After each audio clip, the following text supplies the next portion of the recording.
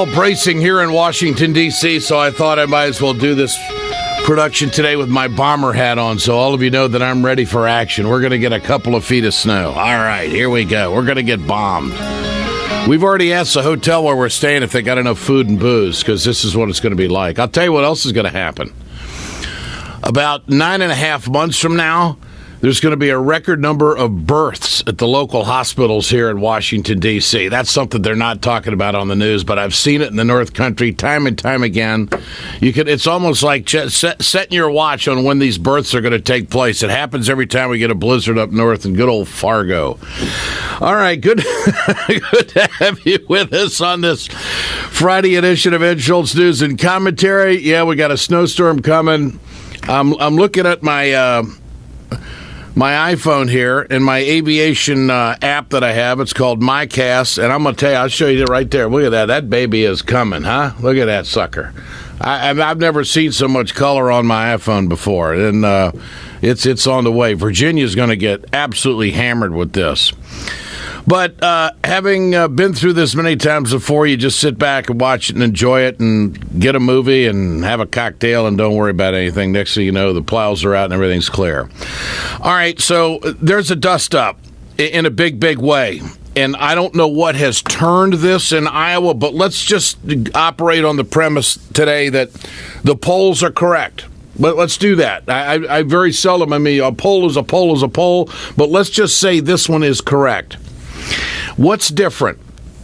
Well, this is the biggest lead Bernie Sanders has ever had in Iowa on Hillary Clinton. The CNN ORC, or whatever poll they call it from CNN, it is 51-43.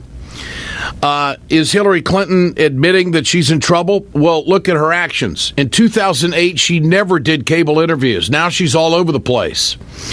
And Bernie is forcing Hillary to react on a number of different fronts.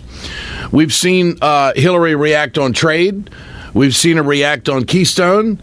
We've seen her react on Wall Street. We've seen her mount an attack on Bernie on health care, which I don't think is going anywhere.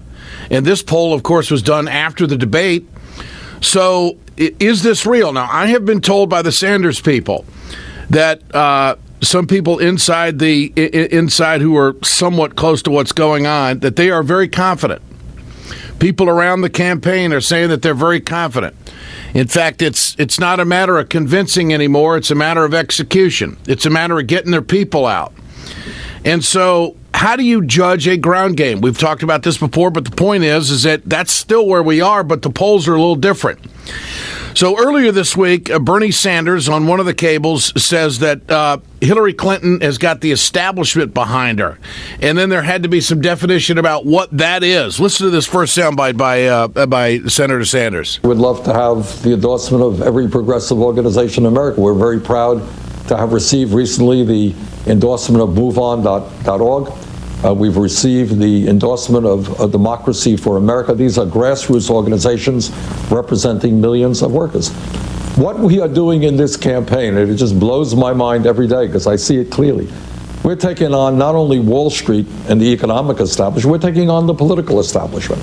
So I have friends and supporters in the Human Rights Fund, in Planned Parenthood. But you know what? Hillary Clinton has been around there for a very, very long time, and some of these groups are, in fact, part of the establishment. I concede. I'm not going to get establishment support. I'm not going to get the support of the governors and the senators, with few exceptions, or many of the major organizations. But the reason that we are doing so well, why we're ahead now, I believe, in New Hampshire, why we're closing the gap in Iowa, why we are gaining in Nevada and South Carolina, and why we're doing better and better all over the country is not from the establishment, it is from the grassroots of America. All right, Hillary Clinton with Wolf Blitzer responds to this. Well, I have to say I didn't understand that at all. Planned Parenthood does so much on the front lines to provide women and men health care, often low-income people who don't have any alternative.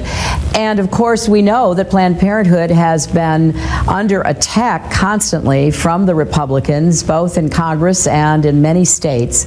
And the Human Rights Campaign has been in the forefront of making sure that LGBT Americans are not discriminated against. They help to lead the battle for marriage equality. I really don't understand what he means by that. These are two of the really great human rights progressive organizations in our country. I've worked with both of them a long time. I've worked to get results for the people that they represent and serve, and I'm proud to have endorsements from both of them. Okay, so Bernie, what do you mean by the establishment? Answering what Hillary has to say about that, which pretty much makes sense. What I said in response to a question about endorsements, as I think what I meant to say anyhow, is that sometimes the grassroots are asking, how does it happen if somebody has a 100% voting record in support of your issue and doesn't get endorsed? And that sometimes the leadership of an organization may look at the world a little bit different than the grassroots. But in terms of those organizations, I know we're a week out in an election and the Clinton people will try to spin these things. I am a fierce supporter of Planned Parenthood, NARAL, and gay rights in this country. And they're not part of the establishment? No, they are. They are standing up and fighting the important fights that have to be fought. Okay? Well, John Nichols, Washington correspondent of The Nation, we're going to let you break this down and break down this poll most recently in Iowa that has Bernie having his biggest lead at 51-43. John, good to have you with us. Washington correspondent of The Nation magazine. It's great to be with you, Ed. And I do hope that you can lead Washington through the snow. Hey, I got my hat on. I got my bomber hat on. I'm ready for action. I'm ready to go. You ought to see the looks I get when I walk around Washington with this thing on. But anyway, we Midwesterners relish the idea of a 2-foot snow. But it's a different cultures, different places. So let's talk politics, and let's imagine. Let's remember that the New Hampshire primary and the Iowa caucuses could well have to deal with snow. So weather is a part of all this, but so is this debate about who is the establishment. And I have to say it, if we step back from this a little bit, it's kind of a wonderful thing, right? There's no doubt. We've had a discussion on issues we never forecasted was going to take place. Right, and if everybody is saying, Hillary Clinton and Bernie Sanders saying, well, don't call me the establishment, right? I think that in a quirky way, this slowly gets us toward a focus on what the real establishment is. Yeah, well, and it is a Planned Parenthood or human rights campaign. Yeah, it's big corporations. I mean, we know that, and the political class that extends from those corporations. And I think Bernie clarified that. I think Hillary's clarified that. They had a little dust up for a couple days, but at the end of the day, I think most people get this. And I don't think... I think they do, too, but I think that, there have been some unions out there that have endorsed Hillary where their rank and file doesn't. I think that's what Bernie's talking about, that there are establishment leadership folks out there that may, step to one candidate or another that have been around for a long time, that fit the definition of establishment, but...